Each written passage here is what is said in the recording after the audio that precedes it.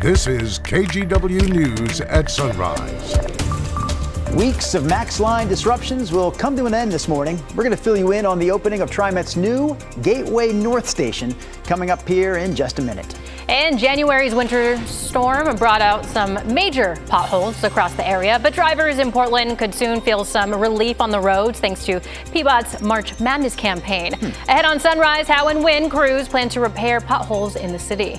Never mind that January snow. That's amateur business there. Oh, We're talking March snow this morning. For us pros. Yeah, March snow. There was definitely a lot of snow around the area, not just on the mountain either. One of our viewers sent us this, driving along Highway 26. Now, I got to believe, Rod, that's 26 heading towards the mountain, not the 26 Sunset Highway. The Sunset Highway and the Coast Range it could be.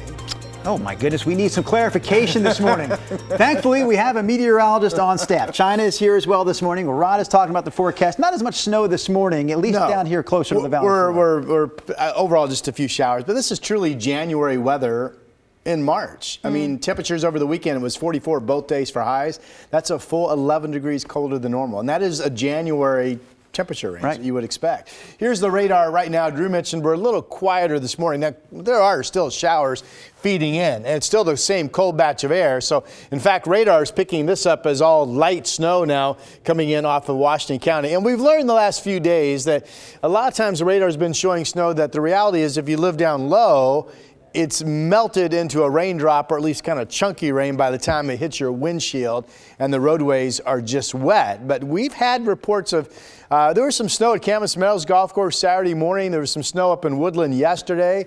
Mr. Carney was sharing with us down the West Lynn area. There was a report of some snow on the ground down there early this morning, and this shows it's mostly snow in Hillsboro. Again, I'm not sure if that is snowflakes being seen at ground level or if it's just melting before it gets that low. The temperatures are now freezing in Forest Grove, freezing in Happy Valley, 32 in Oregon City, 33 Camas Battleground Sandy. So we're all either, well, some of us are freezing, but a lot of us are just above. There's 35 in Salem and Kaiser. We will be back up into the 40s today, 42 at noon.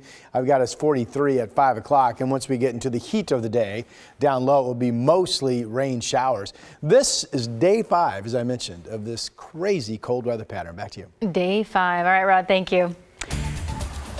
TriMet riders should have an easier commute this morning. A new Max station opens today, ending a weeks-long disruptions to the blue, green, and red lines. Devin Haskins is covering the story for us this morning in the newsroom. So, Devin, let's talk about what's next for the Better Red project.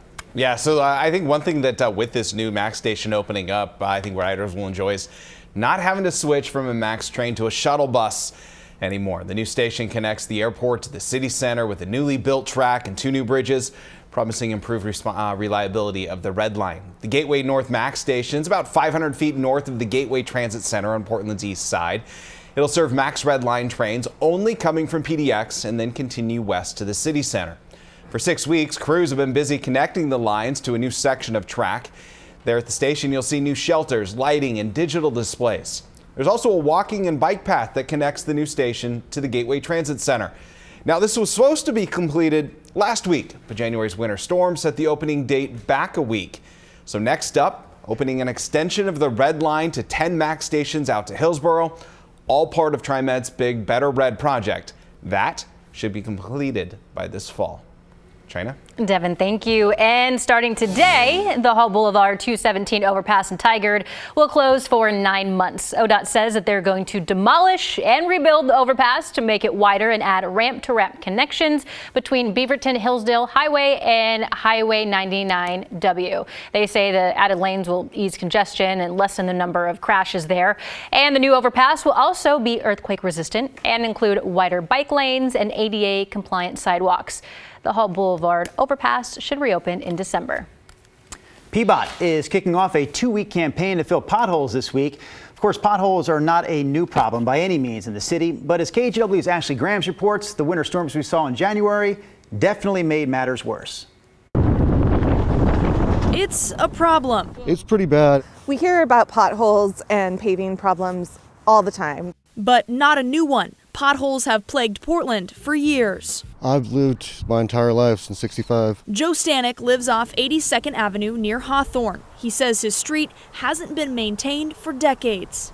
It was repaved the last time in 72 or 73. So when he got this flyer from PBOT on his door, I thought it was about time. I've been complaining on PDOT's website for a long time. We are kicking off PBOT's Pothole March Madness. for the next 2 weeks, the Portland Bureau of Transportation will send extra crews around the city to repave and fill holes in the streets. Because we had such an intense winter storm in January, our problems really grew as a result of that storm. This project is focused on repairing streets east of 82nd, where PBOT says problems often go unreported. Kind of been assumed that anything on this side of 82nd doesn't matter. PBOT plans to mill and repave 20 sections of roadway in this area. One of those is on Southeast 84th. You can see basically a line of pavement kind of running down the middle of the street that almost looks like alligator skin. It is really broken up. That is the result of years and years of deferred maintenance. Stanek says this maintenance is a start, but he'd like to see more work in the future. I would like to see Hawthorne done and Clay and Madison. I mean, none of the streets around here are in very good shape. If you have potholes in your neighborhood, you can report it online or by phone. Please tell us where they are. I wish we had a magic crystal ball that would tell us where every pothole in the city is, but we don't. In Portland, Ashley Grams, KGW News. Now to an update to a story that we brought you last week. The Timbers are now offering refunds to fans who purchased the new jerseys with a DeBella logo. It comes after the team dropped the company as its newest sponsor following sexual harassment allegations against the CEO. As of today, fans who purchased the new kits before February 29th have the next 28 days to return it with proof of purchase to get a full refund. Refunds can be made at the team store from 11 to 4. Let's talk about some other headlines this morning, starting with the weather. Weather is to blame for several crashes along the Coast Range. Crews from Grand Ronde and Sheridan responded to multiple crashes along Highway 18. And they also say that road conditions not only on Highway 18, but also Highway 22 really poor this weekend. First responders in Tillamook County also responding to slide-offs over the last couple of days. Law enforcement in both areas are reminding viewers and drivers, of course, to be prepared. If you're heading out on the road, make sure your car is ready for any type of winter weather. Highway 26 in Washington County is back open this morning after a crash forced a closure in both directions at Highway 47. These are pictures from the Washington County Sheriff's Office. They say this crash also knocked down power lines. And also, Highway 26, one of our viewers sent us this video. We talked about it right at the top of the hour.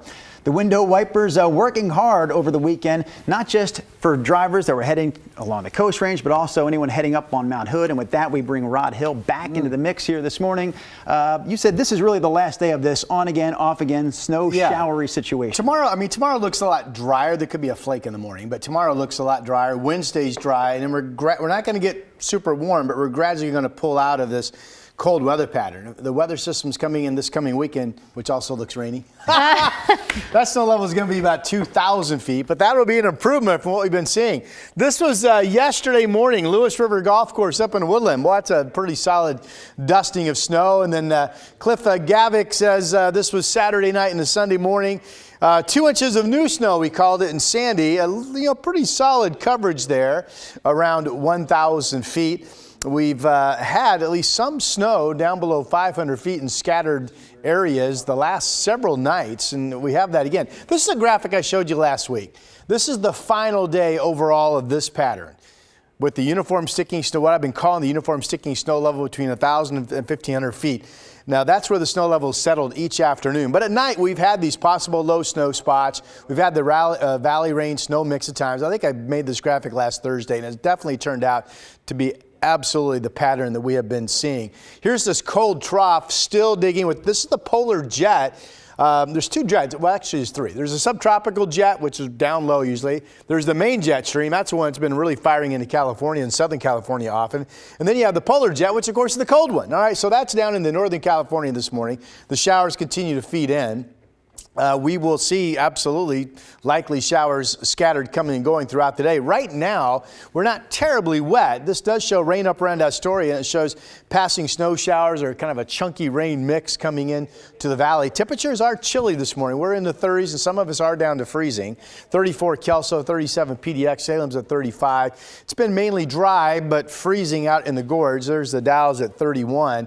We have the winter storm warnings when you get south of Eugene, down into Northern California along along I-5. We have the winter weather advisory in Bend, and that does extend up into the Madras area this morning for some accumulating snow as well. Futurecast showery weather pattern this morning. And then once we get into the afternoon, it's mostly rain showers. There's a little passage of some shower activity early evening. And then tomorrow is a day that shows some sunshine, which we haven't seen in a while. Showers, mostly few of them over the mountains, so there's the chance that where you are here in the valley tomorrow it will be dry. We do have a dry forecast across the entire region on Wednesday. Low 40s, that's chilly, right? That's January cold, it really is. Morning snow shower mix, mostly PM rain showers, kind of what we've been seeing. Light southwest winds. Here's the warm up. I mean, not crazy warm. Dry Wednesday, a morning shower on Thursday. 58 on Friday would be back to normal with a sunny day. And then we have rain coming in Saturday and Sunday for the weekend. That is your update, and we'll be back in a moment.